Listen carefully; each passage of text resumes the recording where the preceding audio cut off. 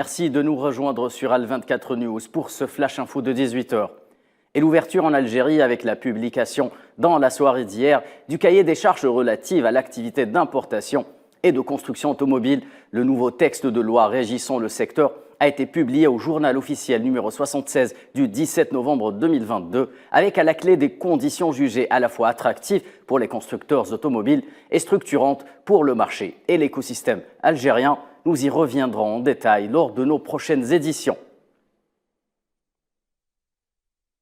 Et cette information tragique à Gaza, en Palestine, au moins 21 personnes, dont des enfants, sont décédées hier soir lorsqu'un immense incendie a ravagé un immeuble résidentiel du camp de réfugiés de Djebelia. Et alors qu'une journée de deuil a été observée aujourd'hui, l'Algérie a présenté ce vendredi ses condoléances les plus attristées au peuple palestinien. Actualité continentale, dans le cadre de l'initiative d'Accra, 7 États d'Afrique de l'Ouest entament dans la capitale ghanéenne une réunion en vue d'accroître leur coopération dans la lutte contre la propagation du terrorisme au Sahel vers les côtes du Golfe de Guinée. Lancé en 2017, ce forum regroupe le Bénin, le Burkina Faso, la Côte d'Ivoire, le Ghana et le Togo. Le Mali, le Niger ont le statut de pays observateurs. En Afrique toujours, le Conseil de sécurité des Nations Unies a renouvelé jeudi ses sanctions contre la Somalie jusqu'au 15 novembre 2023 en adoptant la résolution 2662 par 11 voix pour et 4 abstentions. Les 15 membres du Conseil ont également renouvelé le mandat du groupe d'experts sur la Somalie à la même échéance. Et sans transition, G7 et les représentants des ministères de l'Intérieur qui se retrouvent en Allemagne pour une deuxième journée de discussion. Elle portera notamment sur le contre-terrorisme et la lutte contre l'exploitation sexuelle des enfants, notamment sur Internet.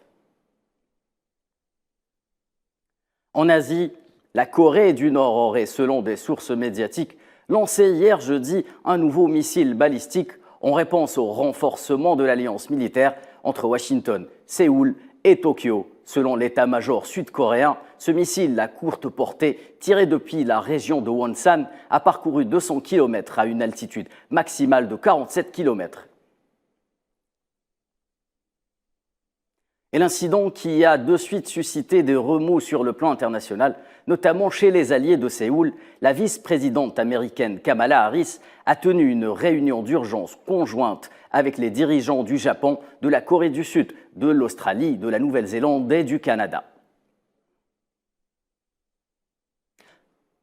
Aux États-Unis, c'est la fin pour Nancy Pelosi à la tête de la direction démocrate au Congrès. Elle a annoncé qu'elle renonce à assumer à son poste de chef démocrate de la Chambre des représentants dans la future Assemblée où les républicains ont obtenu la majorité lors des dernières élections de mi-mandat. Et l'UNESCO qui célèbre le 50e anniversaire de sa convention visant à protéger les sites du patrimoine mondial, la directrice de l'agence déclare que la liste devait être plus diversifiée sur le plan géographique, notamment en Afrique, et présente des projets visant à proposer des visites virtuelles des sites. Sadio Mané ne disputera pas la Coupe du Monde avec le Sénégal. La star des Lions de la Teranga ne foulera pas le sol des stades qataris. Les craintes relatives à son forfait suite à sa grave blessure avec son club allemand du Bayern de Munich se confirment donc. Une blessure qui privera le sélectionneur Aliou Cissé de son meilleur joueur. C'est la fin de ce flash. Rendez-vous dès 19h pour une page complète de l'information sur Al24 News.